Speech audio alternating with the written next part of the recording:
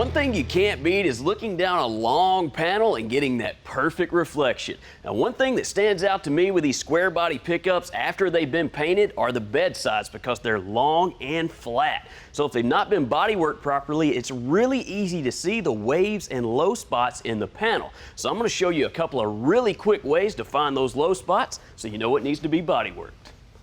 The first way, very simple. Using a straight edge, I'll hold it against the bedside, working my way down the length of the bed. Anywhere I see a gap between the panel and the straight edge, I know is a low spot. I'll make a mark there. I know it needs to be bodyworked.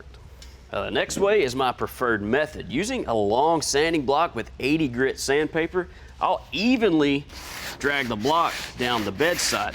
I'm not trying to sand anything away here, but anywhere that the 80 grit doesn't scratch the body, we know is a low spot. So now that we found the low spots in the panel, we can begin the work. Now there are a couple of ways we can do this, and we've talked about it before. We could scuff the entire truck with a red scuff pad and put it in a coat of epoxy primer, and then we could filler work right over that. But since we don't plan to skim coat the entire truck with filler and we only have a few spots we want to work, we're going to use a different method. With an angle grinder and 36 grit, grind away the primer where you plan to apply the filler. The 36 grit will rough up the metal enough that it gives the filler something really good to bite into. So we'll get the adhesion we need. All right, now we're ready to lay down some filler. Now when it comes to filler, there are a ton of different options out there. Different brands at a lot of different prices, and it's with anything, you get what you pay for.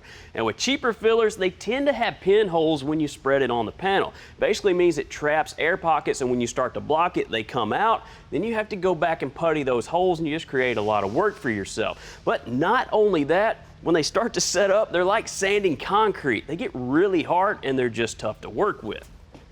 With better grade fillers like this, there's less of a chance of getting any pinholes. It also mixes and spreads really nicely, but the biggest benefit to this filler is how easy it sands. It really takes the workload off of you. A good rule of thumb is for about every golf ball size of filler, you want to add about a pea size of hardener. And something to keep in mind, when you mix it, don't stir it. That actually creates air pockets. You want to pallet the filler. This will actually push any air out that may be in there. Well, all right, that's just scratching the surface. So we'll continue this next time.